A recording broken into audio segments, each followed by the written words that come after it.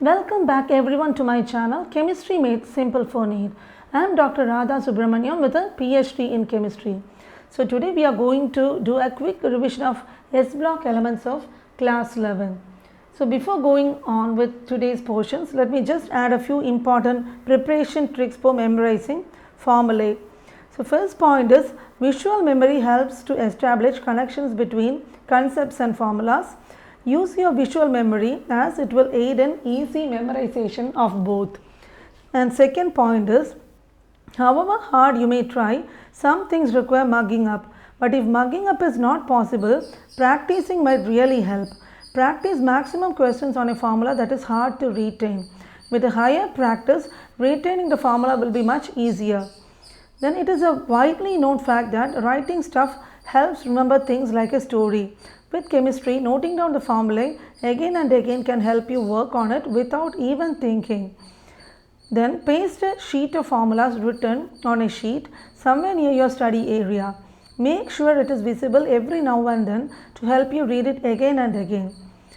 Next point is, while learning a particular concept or formula, try to find how it could be meaningful. Develop some interest in it as that will help in retaining it much longer. Go through the formulae prepared during the day before going to bed. It will help retain them much longer.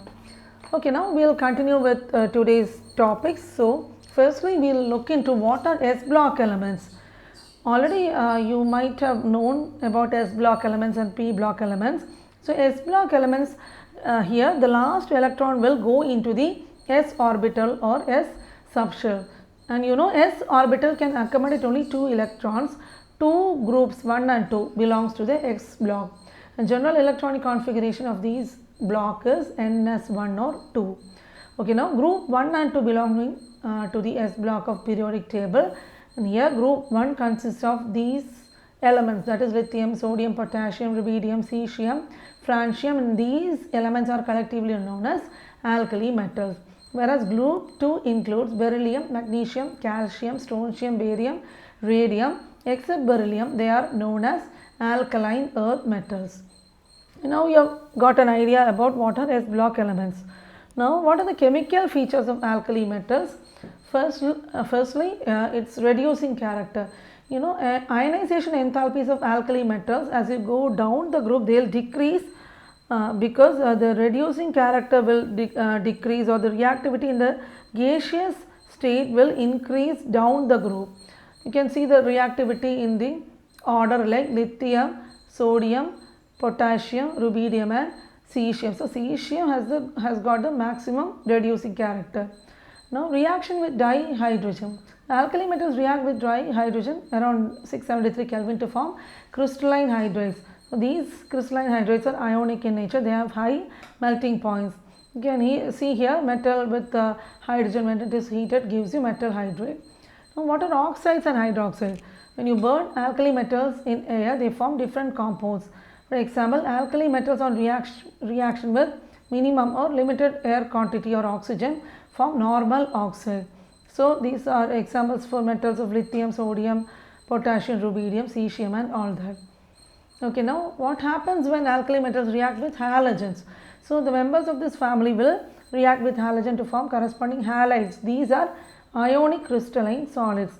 Reactivity of alkali metals with particular halogen will increase from lithium to cesium. To remember the increase in order of all these properties or reactions.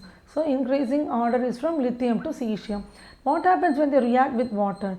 Normally, alkali metals will react with water or other compounds which contain acidic hydrogen atoms like hydrogen halide or acetylene, etc. They give out or liberate hydrogen gas. So, note this is an important property. Now, solubility in liquid ammonia. So, all the alkali metals, they will dissolve in liquid ammonia to give deep blue solution. These are conducting in nature. Nextly, reaction with sulfur and phosphorus. Alkali metals will react with sulfur and phosphorus. When you heat them, they will form the corresponding sulfides and phosphides.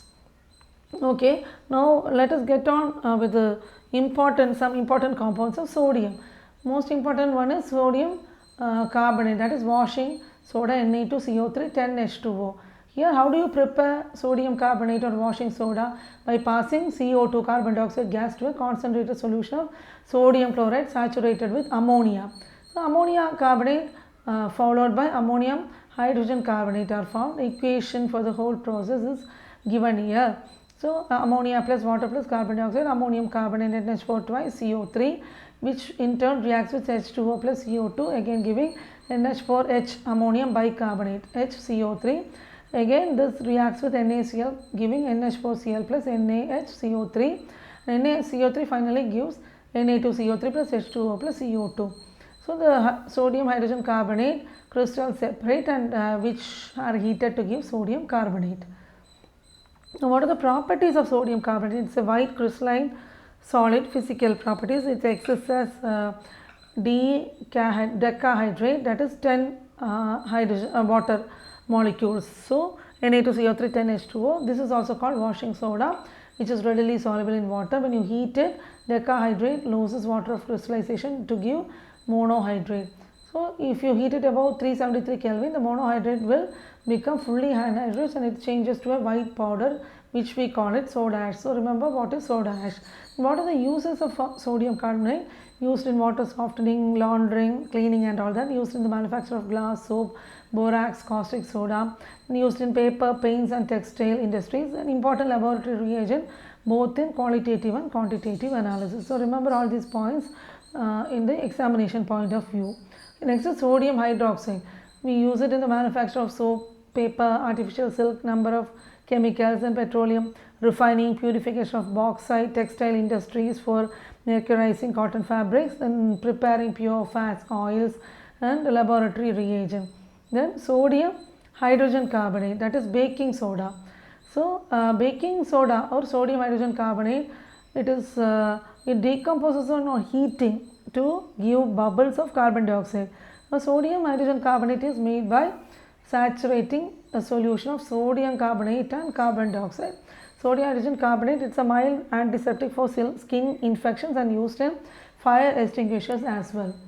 Then alkali metals, group 1 elements, they have already we mentioned that one electron in their valence shell, that is S subshell. They do not normally occur in native or free state, or always mostly you find it as a combined state only. These elements are collectively known as alkali metals because oxides and hydroxides form so strong alkalis like NaOH, sodium hydroxide, potassium hydroxide, etc. And lithium also, it's known as a bridge element. Okay, now what are the characteristics of alkali metals? Physical properties, they have got large atomic radii. Atomic radii of alkali metals are largest in respective to periods. It increases when we travel down the group. The large ionic radii increases when we move down the group because of adding new energy shell, new subshell with each succeeding element.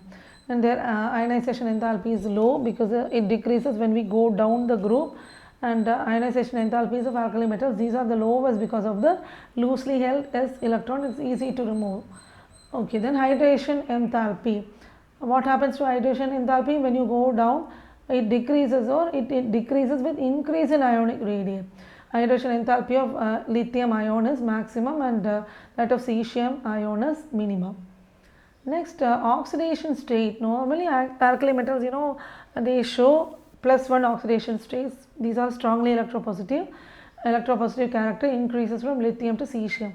And metallic character increases down the group. What are metals? They have got a tendency to give away electrons or donate electrons. Since because metals, these are having +1 oxidation state, it's easy to remove that one electron from the S subshell.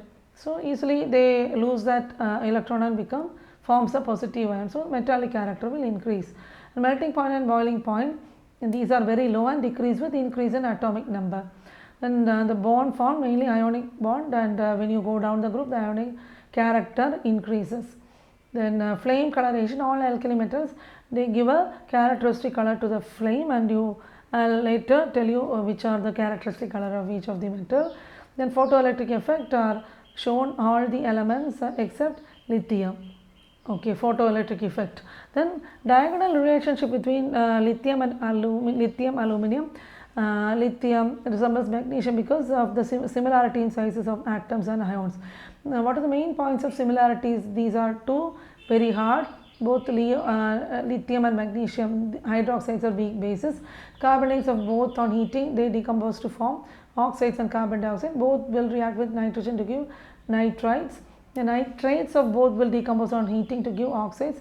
Both lithium and magnesium they do not form sodium bicarbonates, and the covalent character of lithium and magnesium chloride, these are soluble in ethanol.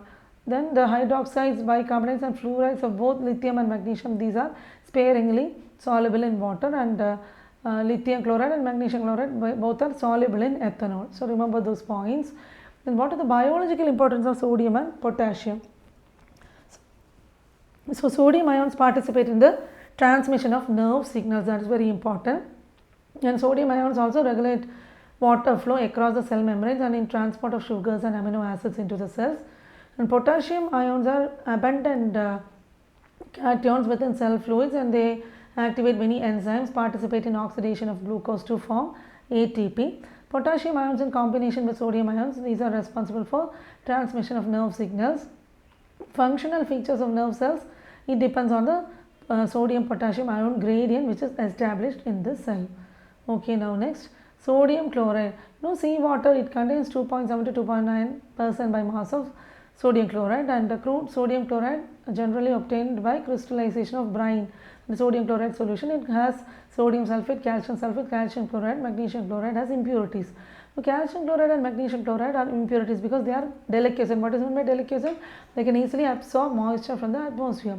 So to get pure sodium chloride, the crude salt should be first dissolved in minimum amount of water, then it is filtered to remove insoluble impurities. You then saturate the solution with hydrogen chloride gas. Crystals of pure sodium chloride will separate out, and calcium and magnesium chloride, these are more soluble than sodium chloride, will remain in solution. So remember all these points well. Okay, now group 2 elements, alkaline earth metals. Atomic radii of alkaline earth metals, they are large though smaller than the corresponding alkali metals, and they increase down the group. Because on moving down the group, atomic radii increase primarily because of the addition of extra shell of electrons in each succeeding element. Ionic radii, the atoms of these elements form divalent ions, which shows the same trend of increase in their size down the group. Ionization enthalpy, alkaline earth metals, they have low ionization enthalpies, though greater than those of the corresponding elements of group 1. This value decreases down the group. Hydration enthalpies of alkaline earth metals ion decrease as size of the metal ion increases down the group. Okay, so the order is given here. Beryllium 2+ is highest. The oxidation state of all members shows +2 in their compound, and they form divalent cations.